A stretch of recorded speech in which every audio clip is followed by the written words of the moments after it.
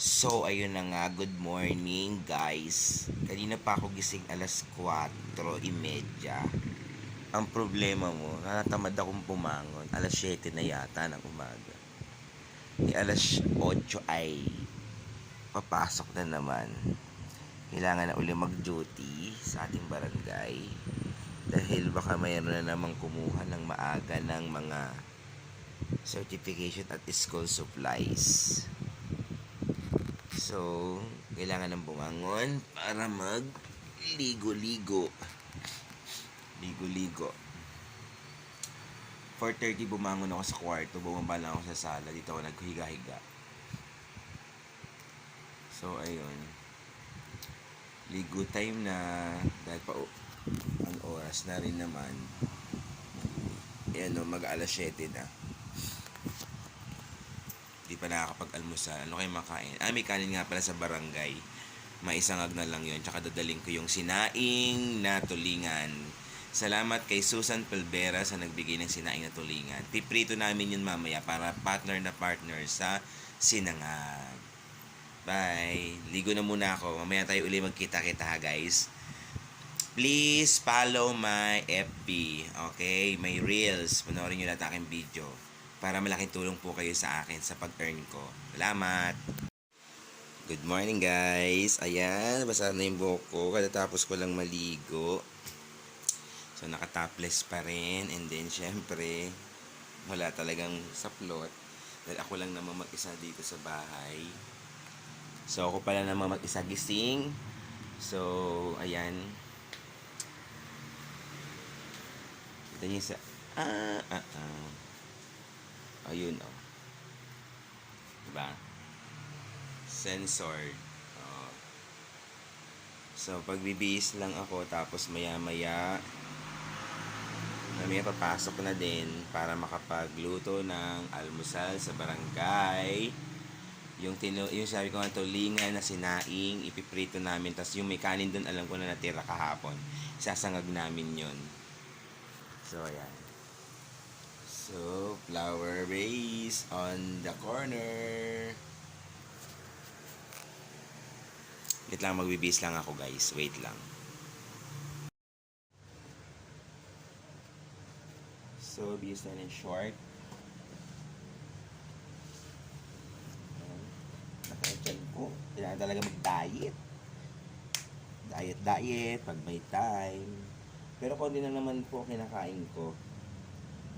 Kung hindi na mga kinakain ko para, ayun na nga, para mamayat-mayat.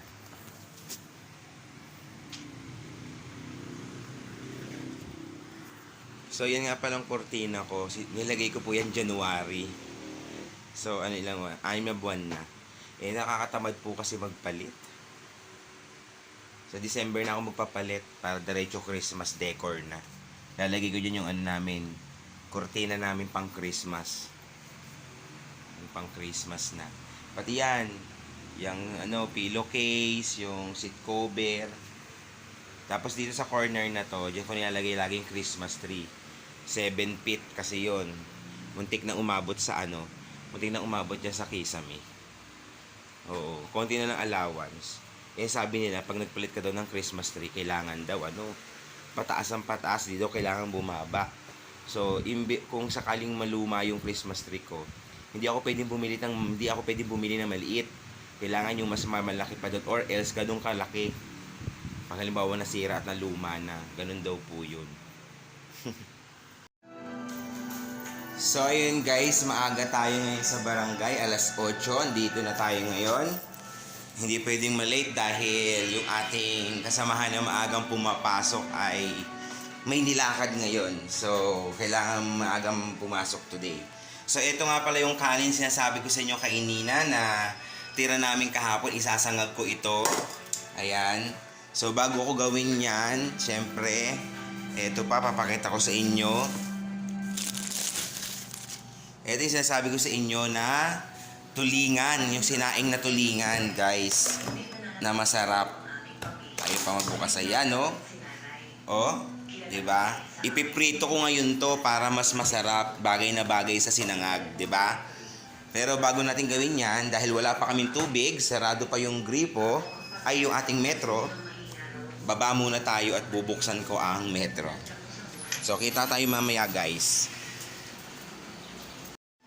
So, ayan guys, umpisahan ko na magluto ng sinangag. Tsaka magpiprito na rin ako ng sinaing na tulingan.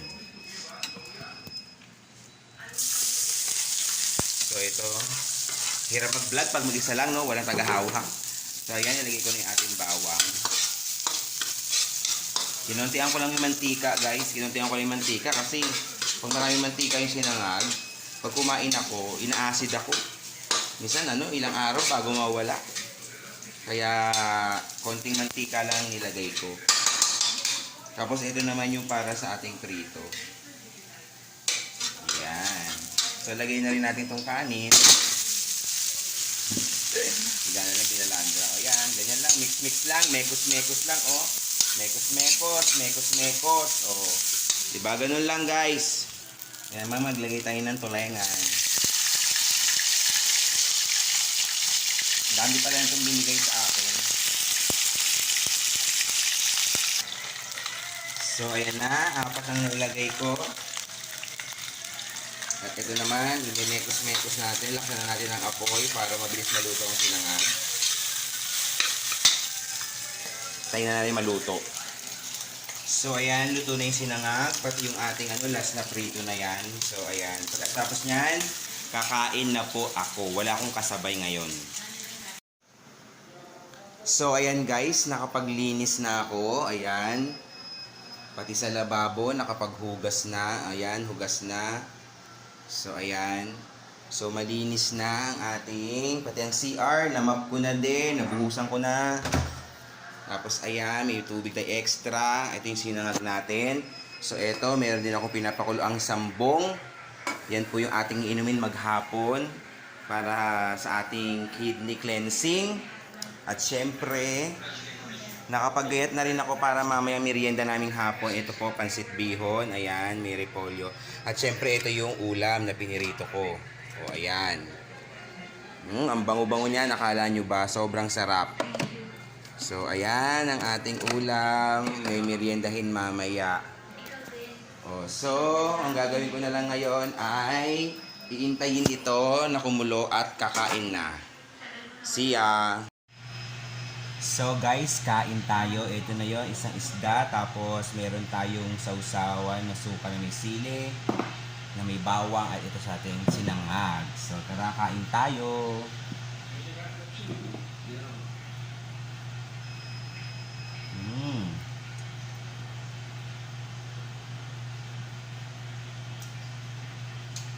First part.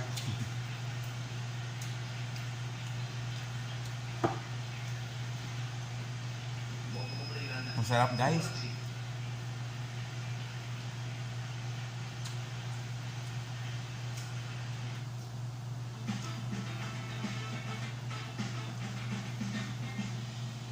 Wala akong kasalo ngayon. Walang tao.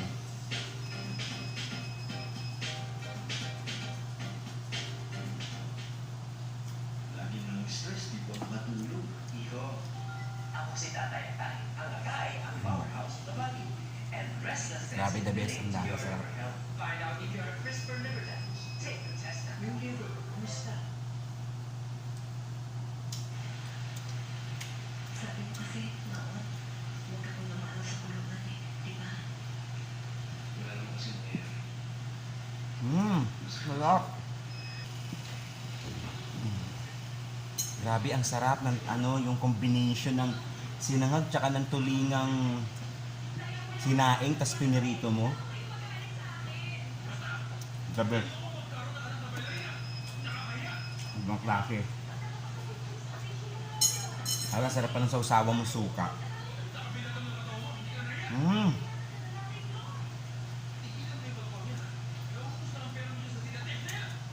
Dami. Napakasarap. Magkakape sana ako para mas malalong masarap yung tandem. Problema mo. Walang tubig. Hindi napansin kahapon na wala na palang tubig. Kaya wala tuloy deliver. Sarap. Kain ako ng kanin ngayong umaga. Kasi mamaya, hindi na ako magkakanin.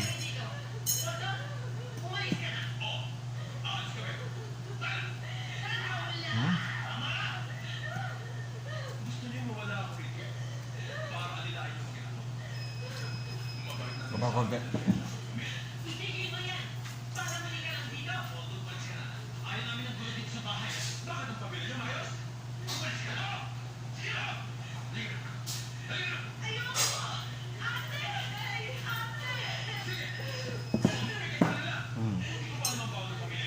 last. Bigyan na lang, walang kumukuha muna ng barangay clearance. Dara-diretso kain ko.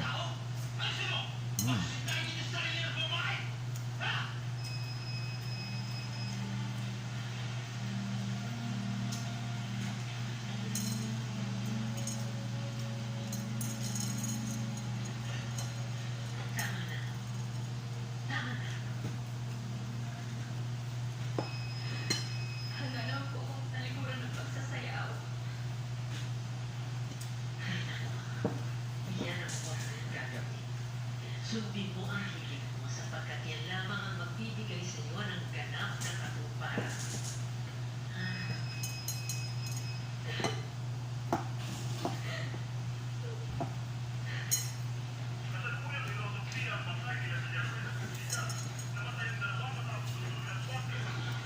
Nahihirapan na talaga kami. Yung wala lang kita ni Eman.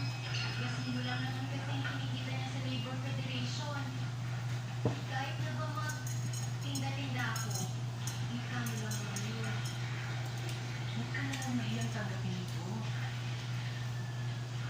Hindi ako makapagsalita sa sarap. Grabe. Alam niyo yung parang ayaw niyo nang tigilan yung kain. Sundo ko nga pala si nanay dahil gusto daw niya lumabas at magdala na lang siya ng Bagay na bagay yung combination. Bakit? Nag-uwi naman ako ng mga big city ah. Grabe. Minda. Perfect na perfect. Salamat. Hanggang saan babayaran mo kita? May pera naman ako ah. Bakit namumuta ka pa sa ibang tao? Kahit naman pa paano nakakabenta ako. Eh, nahihiya na ako sa'yo eh. Marami na akong utang sa'yo. Eh hindi naman kita sinisingil ah. Kaya nga ako nahihiya. Hindi naman ako ibang tao ate.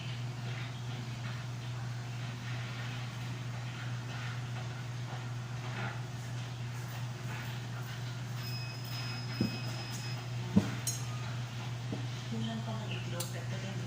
Malabo. Opo. Eh ano?